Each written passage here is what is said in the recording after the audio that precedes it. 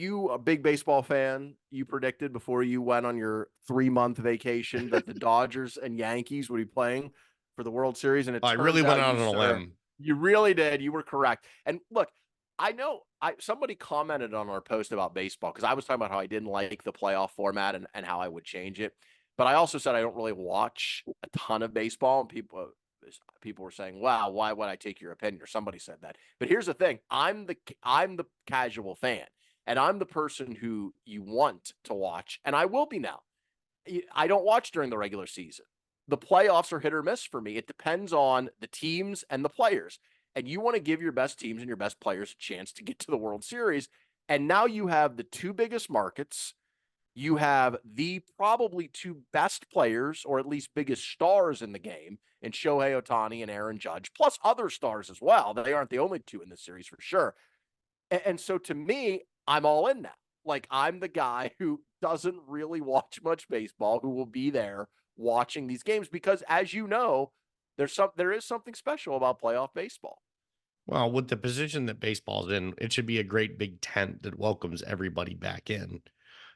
It certainly has lost its place. I mean, it's eons behind where the National Football League is now, where college football is. Um, it's probably the fourth biggest sport in the country now, probably behind the NBA. So Wait, no, what's third? You think soccer's past it? no. NBA, college football, and Oh, okay. NFL. So it's Yeah, probably if you fourth. count, I agree. If you count college football separate from the NFL, I agree. I do, just because of them. Well, and they both make billions of dollars for different reasons, but it should be a big tent that welcomes everyone. And I hope this draws a huge number. I'm sure that it will. You just hope it's an exciting series. I know we talked on the previous show about how the format had not let, the one seeds get in. Really, obviously thrilled that happened. Um, it could have been the Mets too. You would have had another Subway series that would have brought back some memories. But having LA and New York, I mean, Oh, yeah. hey, come on, it's like the Celtics and Lakers, or who would it be in It the NFL? The Steelers and the Cowboys. Right. It couldn't have worked out any better. These are probably the two most iconic franchises in baseball. Cardinals and Cubs fans would probably want to argue with me, maybe a few others, but they're probably the two most iconic franchises, the two biggest media markets. And as I said, the biggest stars in their prime. Like Shohei Ohtani is someone that everybody wants to see. Aaron Judge. In terms of the games themselves, too, I will say the thing, you got to give the Dodgers a lot of credit because they had so many injuries, Oh, particularly it's their pitching crazy. staff. It looked like I was thinking there's no way they're going to get through. As the one seed, they're not going to get through. But their bullpen has been amazing. Like I don't think we've ever seen this where teams just turn entire games of series over to their bullpen and win them in advance. And, Wow. and this has happened multiple times for the Dodgers. The other day, to clinch against the Mets, I think they used 7 Oh relievers yeah. in that game. That's incredible. Well, I mean, analytics, and for all the old heads listening out there, I apologize in advance, but the numbers don't lie. The third time through a lineup, the batting averages go up almost 100 points. So if you can face different pitching in each at bat, statistically, you should allow less hits and less runs than seeing the same pitcher over and over and over again. Again, I know people don't like it. They It's just that yearn the for the evidence days of backs it Nolan up. Ryan and his bloody lip and throwing fastballs at people's heads, but that's not what we're doing anymore.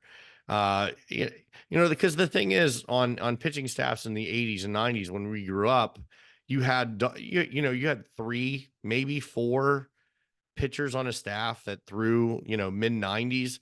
Now every single freaking player out there, dude, is throwing 98-mile-an-hour cheese. It's crazy.